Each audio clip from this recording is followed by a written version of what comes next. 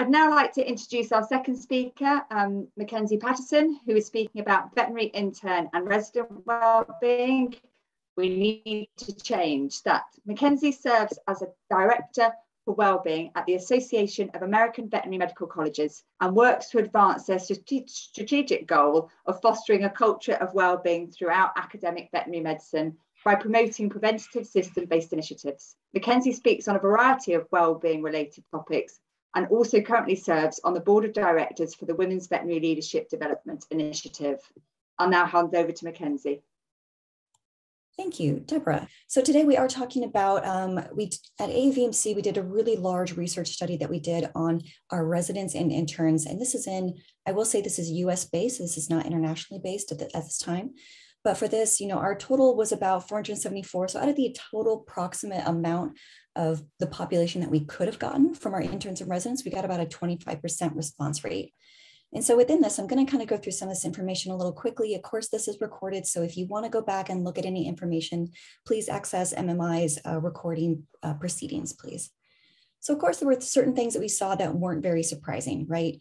Knowing that we have, at least in the US, about an 80% female profession, we saw about 80% of residents and interns identifying as female.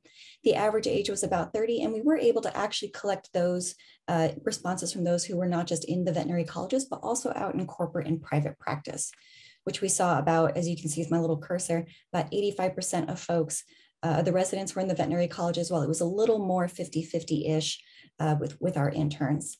And of course, we're still seeing that we still have a persistent issue in veterinary medicine in the US regarding diversity, equity, inclusion, that even though we asked the full gambit of racial and ethnic identities, we unfortunately still had to collapse those into one category other than white or Caucasian because of low response rate. So again, I'm going to highlight a little bit of the yellow that we have in here just to kind of hit some points home for folks. About over 62% of folks did not agree with the idea that they could fit exercise into their schedule. I think that's something that we hear people say quite often is, oh, well, just remember to take care of yourself. Don't give up on that morning jog, make sure you hit the gym. I think they're, as much as they may be well-intentioned, they tend to, I think, not very understand the gravity that there's just not a lot of time that people have when they're in their internships and residencies. And I think even more so, the second yellow spot, a little over 77% said that they did not feel comfortable taking a sick day. And this was in December of 2020. So at least here in the US, December 2020, COVID was quite robust. And so for us to have, in the middle of a global pandemic, to have 70% of our respondents saying, nope, taking a sick day is not an option for us, was pretty telling.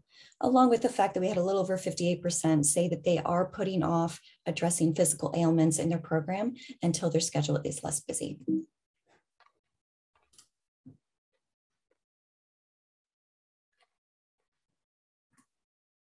And I'm hitting, okay. So as you can see, even here within the veterinary colleges, because some of this was, I will say, part of our reason for doing this research was we felt that there were these myths, right? Everyone was like, well, in veterinary colleges, it's a wonderful place. There's a lot of structure and protections. And what we saw on the data that we collected was actually those who were in veterinary colleges experienced statistically significant less sleep, less days off. And so within that, we wanted to dive a little bit more into, does practice setting really make a difference? Because within this, we certainly had our hypotheses.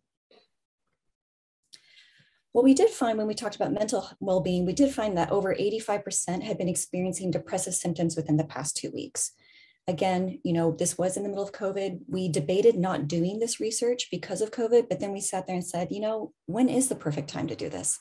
There isn't, right? We can't wait for when there isn't, a lot of stress going on. There were certain things that we did find.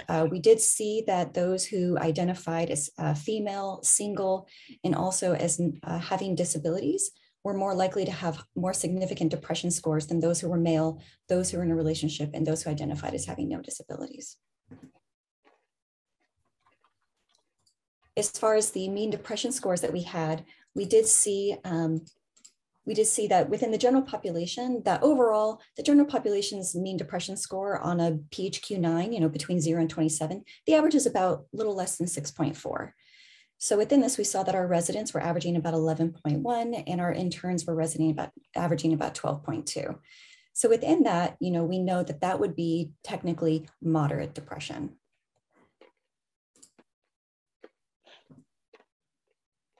Now, if we look at, there's, of course, our average scores, our mean scores, but when we look at the prevalence of this, how many are actually feeling this way? What we found was that about 54% of respondents were screened positive for moderate to severe depression in our survey, which was pretty robust. Now, to put that in context of COVID, we know that the general population prevalence on a PHQ-9 scale was about 8.5. And during COVID, that jumped up to, in the US, to about 27.8. Now, for us in veterinary medicine, we know our COVID number, we know our 54%, but we're not sure what our previous one is. So there's been a lot of discussion around how we can work with the American Association of Veterinary Clinicians, the AAVC, who does the intern and resident matching program, to actually kind of do some of this work for us. We need some pre and post tests. So we're actually having conversations around that.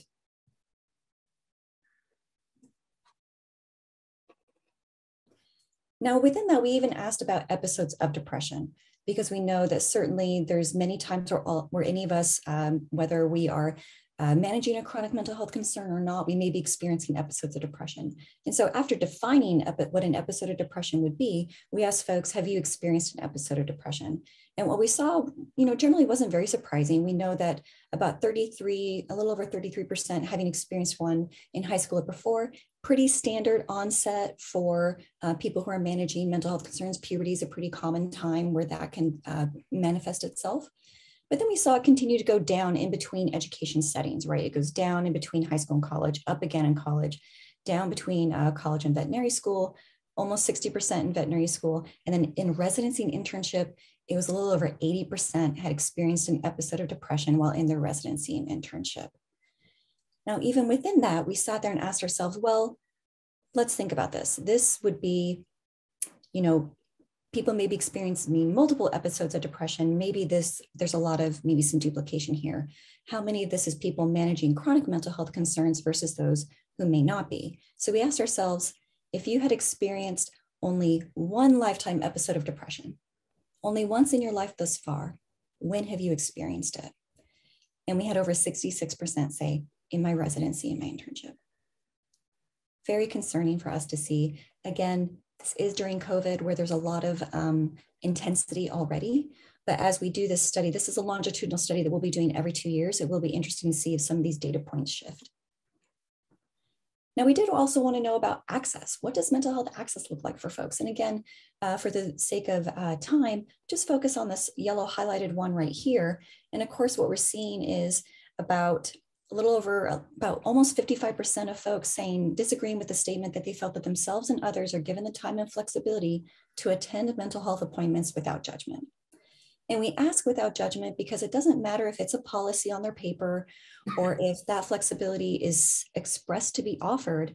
We find that this hidden curriculum, the culture of the environment, mattered a lot. Could they take it without judgment? Because the judgment determines much more for them, whether or not they're going to access those services or take time away from the clinic floor to attend appointments, more so than whether or not that policy exists. We did also ask about stressful life events. And of course, I don't think that this would be relatively surprising for folks that an average about 2, people were experiencing an average of 2, the number one being issues around debt. And we define that as difficulty paying medical bills, difficulty paying rent, purchasing food, maybe being behind on bills.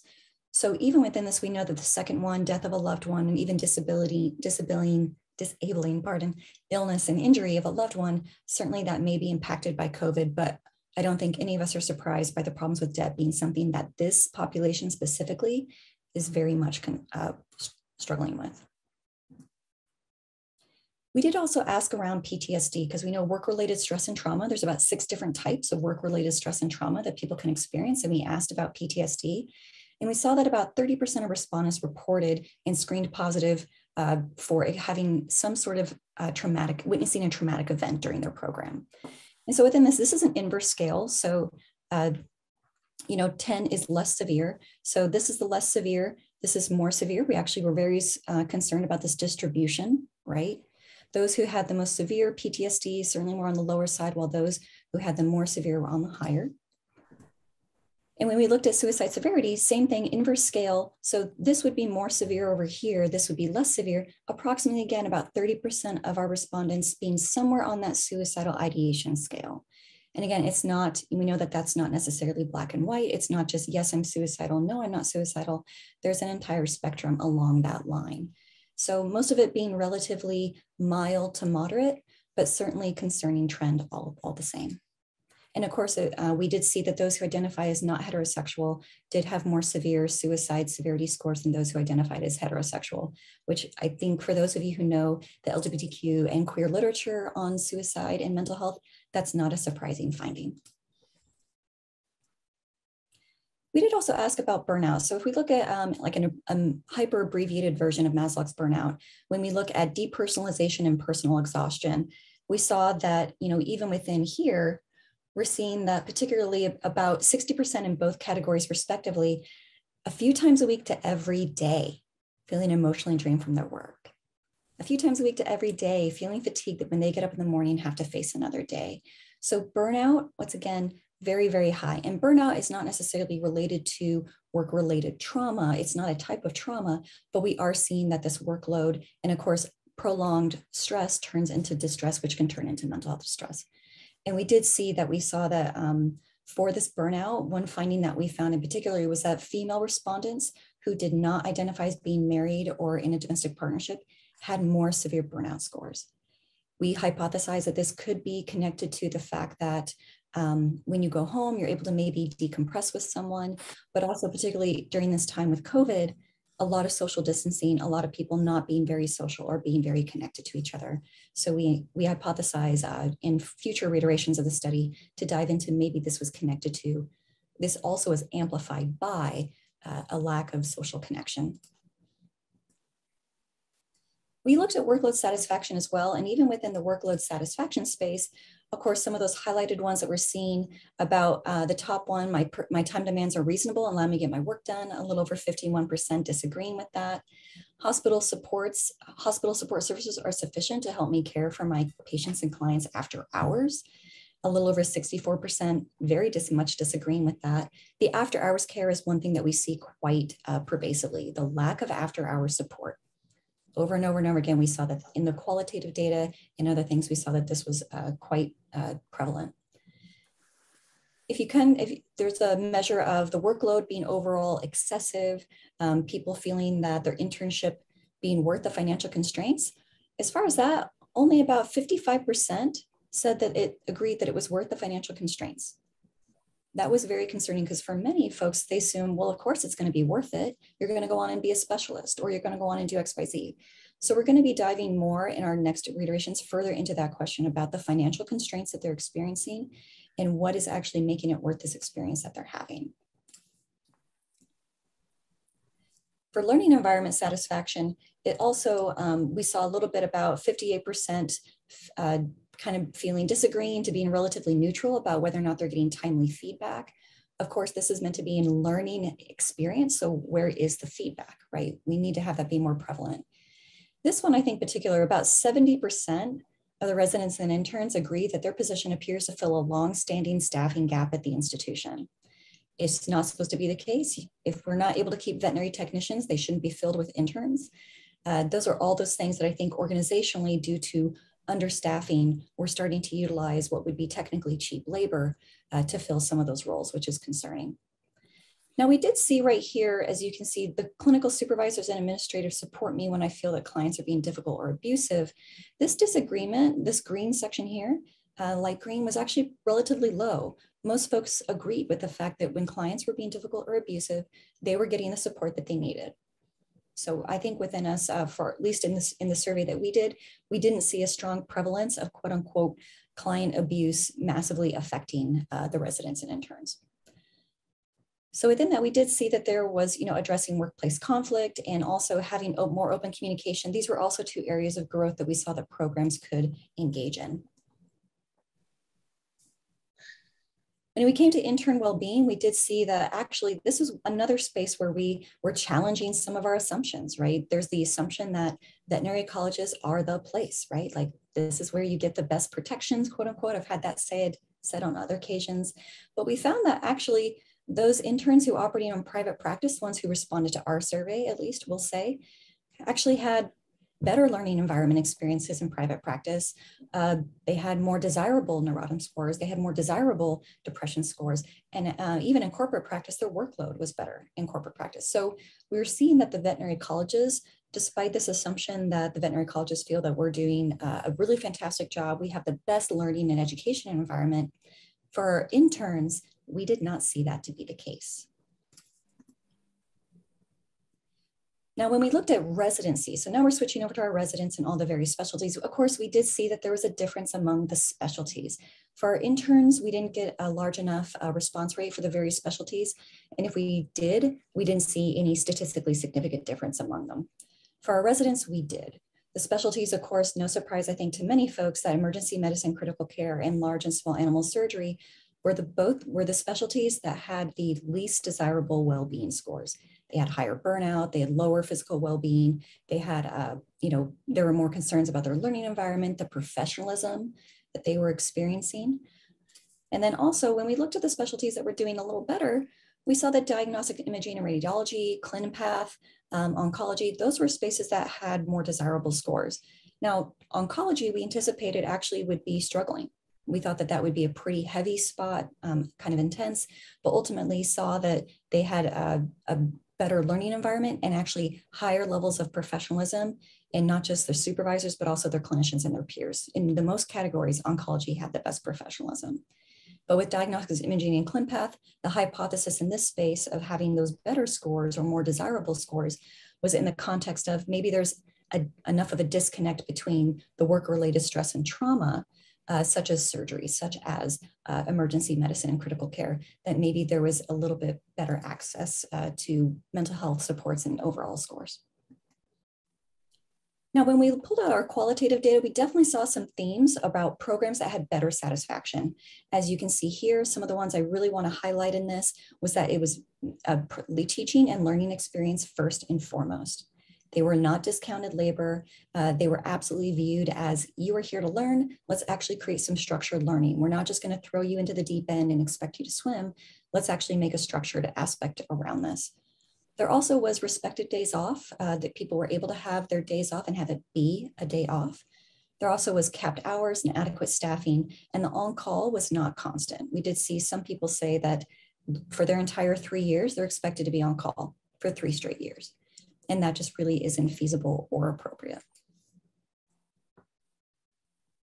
We also saw, as you can see, those with lower programs that had lower satisfaction also had very distinct attributes. The educational opportunities were very limited. There was no structured learning whatsoever. There was an unprofessional workplace culture. We saw that this lack of compassion or empathy, maybe prioritizing money over people. I think particularly with COVID, that was one theme that we saw pop up quite a bit. And also that there was inadequate staffing, no boundaries off. We saw that people were expected to give clients their personal cell phone numbers, things of that nature. And we also saw that there was massive inconsistencies even within the same program. An intern or a resident in the same program could be having wildly different experiences, all depending on who their clinical supervisor is. So that was also a concern with a lack of consistency.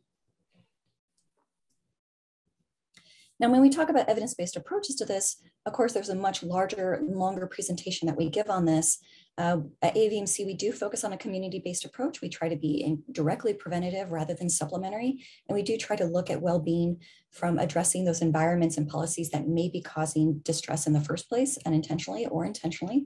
But ultimately, we want to look at evidence-based approaches that support the entire veterinary community. We can't just support residents and interns, or just support students, or just support faculty, or just support veterinary technicians.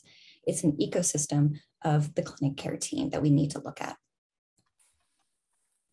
And so within this, we know, what does the evidence-based literature say? We know that a major source of house officer distress is related to environmental factors. We know that organization-based interventions, they are more effective in addressing clinician burnout. They are, than targeted individual interventions. We know that leadership has to buy into this. It can't just be a few passionate folks that are in the clinic, or even just a few mental health professionals or well-being professionals. It can't rely on those folks to, quote, save the day. It's not going to work.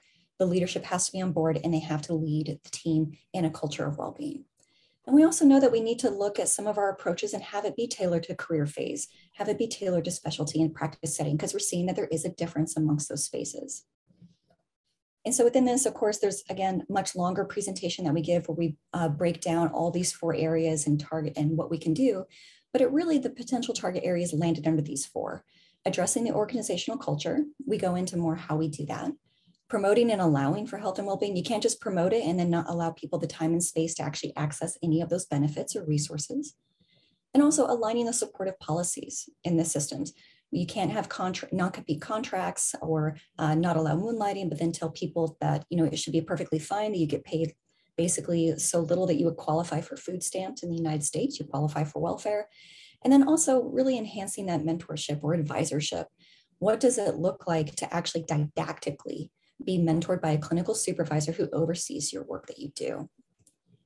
So within this, you know, we have done our intern and resident one. We've actually just finished up the analysis for our faculty and clinician well-being, because we know that faculty is also a big piece of this. And that's going to be ready for community dissemination next month. So within this, we are actually in the process. Here's a list of the validated instruments that we'll be using. We are going to be shifting one of our assessments over to be something different going forward to better meet our need. And then also we are going to be doing a write-up, and there will be a publication submission. So really grateful for everyone who could be a part of this. Thank you so much.